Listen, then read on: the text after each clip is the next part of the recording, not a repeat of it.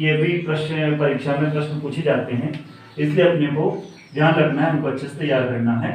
तो हम लोग आगे बढ़ेंगे, देखेंगे और इसी तरह की और भी कई सारी जानकारियाँ या फिर आपको व्याकरण, हिंदी साहित्य से संबंधित और भी अधिक जानकारियाँ चाहिए तो आप मुझे मेरे कमेंट बॉक्स में कमेंट कर सकते हैं, मुझे व्यक्तिगत रूप से फ़ोन भी लगा सकते हैं और साथ में आप चाहें तो मेरे यूट्यूब चैनल को भी सब्सक्राइब कर सकते हैं और आपको जो भी जानकारी चाहिए वो आगे मिलती रहेंगी। तो हम देखते हैं हिंदी गद्य साहित्य के प्रथम रचनाएं और प्रथम रचनाकार कौन है, कब लिखी गई है, पहली रचना कौन सी है, तो हम लोग इसको ध्यान से देखेंगे। बहुत महत्वपूर्ण प्रश्न है। कहानी के बारे में देखेंगे कि सबसे पहली जो कहानी है वो इंदुमती है, ठीक है, और इसको केसरीलाल गोस्वामी द्वारा लिखा गया है। लेकिन कई जगह कुछ लोग माधवराव सप्रे द्वारा जो 1900 से पहले लिखी जा चुकी है उसको एक मिट्टी पर टोकरी, उसको भी हिंदी की पहली रचना मानते हैं, है ना। लेकिन विधिवत रूप से जो रचनाएं मानी गई है वो मैंने आपके सामने लिखी है। तो हिंदी कहानी में जो सबसे पहली रचना है केसरीलाल गोस्वामी की इंदुमती, जो सन 1900 में लिखी गई थी। दूसरा है नाटक। हिंदी का सबसे पहला नाटक कब लिखा गया, तो हिंदी का सबसे पहला नाटक लिखा गया 1860 में, ठीक है, और ये किसने लिखा, रेवा नरेश विश्वनाथ सिंह द्वारा लिखा गया। तो इसको भी अपने को ध्यान रखना है, हिंदी का नाटक पहला कब लिखा गया। उपन्यास, हिंदी का सबसे पहला उपन्यास कब लिखा गया और उसका क्या नाम है, तो हिंदी का सबसे पहला उपन्यास है परीक्षा गुरु और ये 1882 में लिखा गया था और इसको लाला श्रीनिवास दास या श्रीनिवास दास द्वारा लिखा गया। इनका पूरा नाम लाला श्रीनिवास दास है या इनको श्रीनिवास दास के नाम से भी जान सकते हैं। अगला एकांकी। एकांकी भी एक महत्वपूर्ण रचना है हिंदी की और एकांकी के बारे में हम बहुत सारे लोग जानते हैं। नाटक का ही छोटा रूप एकांकी होता है।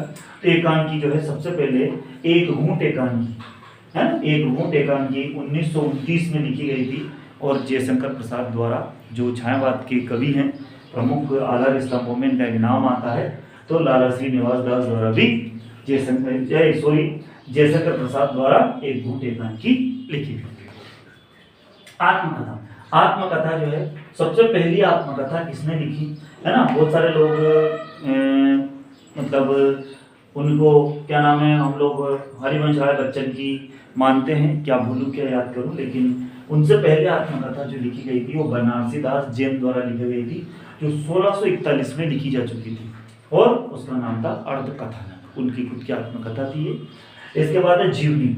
जीवनी जो है सबसे पहली जीवनी 1881 में, है ना, 1881 में गोपाल शर्मा द्वारा लिखी गई थी और उस पहली जीवनी का नाम था दयानंद दिग्विजय, ठीक है।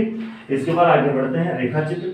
रेखा चित्र जो है और सबसे पहला रेखा चित्र लिखा गया था बोलती प्रतिमा, है ना। सबसे पहला रेखा चित्र था बोलती प्रतिमा जो 1930 में लिखा गया था और ये श्री राम शर्मा द्वारा लिखा गया। बहुत प्रमुख और बहुत चर्चित लेखक हैं श्री राम शर्मा, इनके द्वारा ये लिखा गया। इसके बाद संस्मरण में आते हैं हम लोग दोस्तों।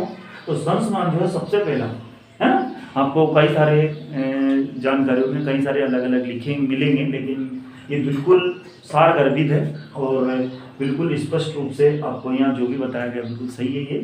तो पहला संस्मरण है पदम सिंह शर्मा द्वारा, जो पदम पराग के नाम से लिखा गया, ये 1929 में लिखा गया, ठीक है। इस तरह की और भी जानकारियाँ और भी रचनाएं प्राप्त करने के लिए आप हमारे YouTube चैनल को देखते रहें, आपका आशीर्वाद देते रहें, साथ में कमेंट बॉक्स में और भी जानकारियाँ देते रहें।